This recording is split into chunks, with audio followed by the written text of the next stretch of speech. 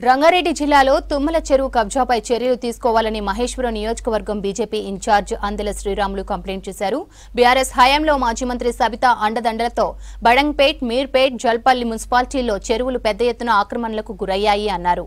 హైడ్రాను గ్రేటర్కే పరిమితం చేయకుండా రాష్ట్ర వ్యాప్తంగా విస్తరించాలన్నారు శ్రీరాములు. పోలీసులకు సీఐ గారికి మేము కాంప్లైంట్ చేయడం జరిగింది. అయ్యా మా చెరువు ఎక్కడ ఉంది పోరాడు పెట్టుకుని ఈ విధంగా మేము కాంప్లైంట్ రాసి సీఐ గారికి ఇవ్వడం జరిగింది. ఈ తుమ్మలకుంట చెరువే కాదన్న, ఈ ప్రాంతంలో చాలా చెరువులు కబ్జా గురైనాయి, కొన్ని చెరువులు మాయమైపోయినాయి. అదేవిధంగా జల్పల్లి మున్సిపాలిటీ ఇప్పటికి పోతే నోటరీ చేసి ఇప్పటికి అమ్ముతున్నారు.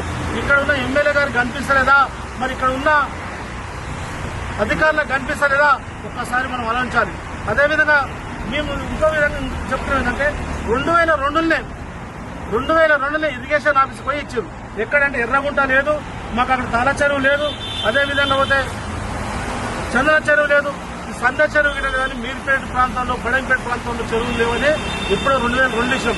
ఇలా హైడ్రా వచ్చి ఇలా కొంత డ్రామా చేస్తారు. ఆ డ్రామా వద్దు ఆయన, నిజంగా భారతీయ జనతా పార్టీ సహకరిస్తుంది. ఆ చెరువులు ఎవరెవరు కబ్జా చేశారు, ఆ చెరువులు ఎంకున్న మేధావులు ఎవరో వాళ్ళందరినీ బయట తీయాలనుకుంటారు.